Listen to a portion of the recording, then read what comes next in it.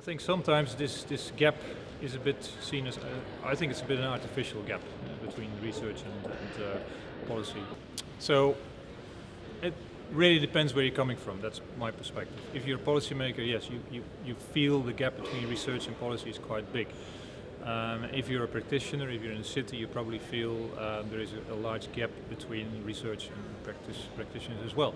On the other end, there are networks dealing with this. I mean, just take cities. There are city networks themselves who learn from each other.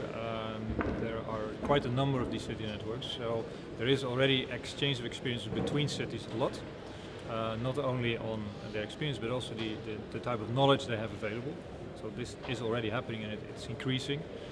And to be honest, they probably don't need this type of meeting, this large meeting here, but they have their own networks and their own meetings. But what would be important is to make sure that the researchers go to that type of events and be more focused on the type of advice they give, instead of being in a very large meeting.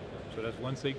Then the gap between science and policy, well, it also depends where you're coming from. In the Commission, there is actually a lot of knowledge also available.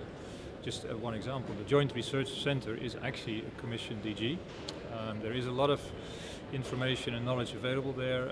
They provide also direct input to policymaking at the European level.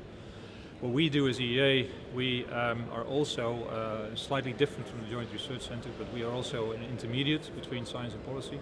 But we focus a lot actually on implementation, where we try to assess are those actions which are promised to be taken by the governments, by the EU and the governments jointly, are they actually being implemented, and how effective are they? Are they achieving their objectives? But I just want to say that at the European level there is quite a lot of interaction between policymakers and, let's say, knowledge providers like us.